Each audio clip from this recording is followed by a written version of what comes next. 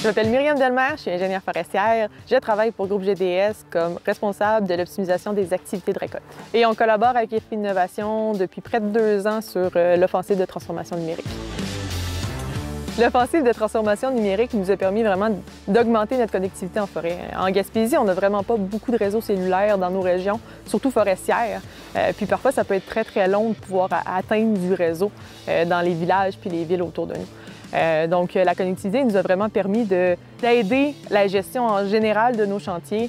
Nos entrepreneurs ont beaucoup plus de facilité à rejoindre les fournisseurs de pièces, les équipementiers. Ils ont des problèmes techniques avec leur abatteuse, leur ordinateur de bord. Ils peuvent tout simplement appeler l'équipementier et avoir un soutien immédiat à tout moment de la journée, là.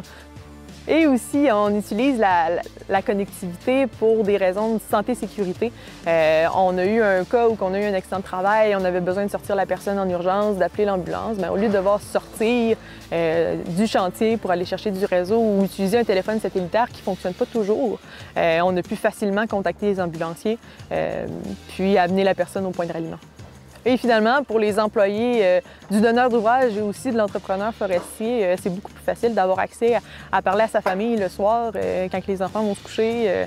On fait des grosses journées, puis je sais que les employés apprécient beaucoup de pouvoir communiquer avec leur famille. Le projet d'offensive de transformation numérique a aussi permis d'avoir des données en forêt qui sont de meilleure qualité. Donc, nous, on paye les entrepreneurs selon leur production avec les données d'ordinateur de bord. Ce qui fait qu'avant, on avait une plus grande retenue parce qu'on avait vraiment beaucoup d'incertitudes au niveau des données à chaque semaine. Donc là, maintenant, on a réduit les retenues. Puis ça leur permet aussi d'avoir un meilleur cash flow pour les grosses dépenses qu'ils peuvent avoir. Par exemple, ils ont des moteurs à remplacer, c'est des grosses pièces. Ça demande vraiment beaucoup d'argent en banque pour être capable de le faire. L'OTN a aussi permis d'avoir une meilleure idée de qu'est-ce qu'on avait en forêt puis d'avoir une meilleure confiance aux données de productivité qu'on avait de nos entrepreneurs. Ça évite qu'on surpaye les entrepreneurs ou qu'on les sous-paye. C'est certain que l'OTN nous a apporté un besoin de formation en forêt au sein de nos opérations forestières, avec les entrepreneurs majoritairement. On a pris le temps de les accompagner puis de leur apprendre les nouvelles technologies qu'ils avaient besoin de connaître pour être capable de performer là-dedans. Le gain que ça apporte, l'information qu'on reçoit, la qualité de la donnée qu'on reçoit vaut l'effort qui est investi. L'OTN a entraîné pour certains entrepreneurs un ajout d'équipement, d'autres non.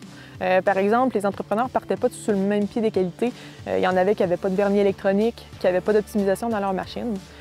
Par contre, c'est certain qu'on a travaillé là-dessus tranquillement, pas vite. Selon les étapes, on a commencé. Puis l'ajout de ces types d'équipements-là a quand même un grand gain pour eux au niveau de la durabilité de leur machine, puis l'optimisation du façonnage des bois. La transformation numérique nous permet d'intervenir beaucoup plus rapidement au niveau de la détection des erreurs.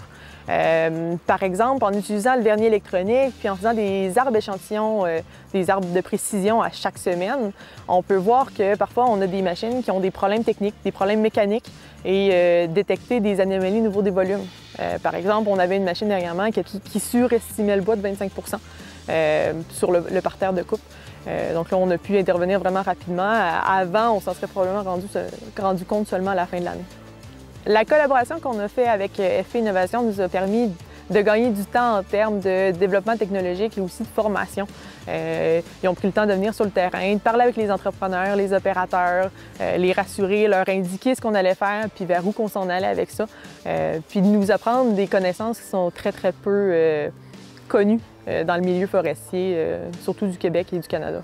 Ça a été vraiment pertinent de pouvoir avoir la conversation avec une personne de EFI Innovation, notre entrepreneur, les opérateurs, de se retrouver tous en forêt, entre forestiers pour discuter du projet, puis qu'est-ce que ça allait entraîner, puis vers où on s'en allait avec ça.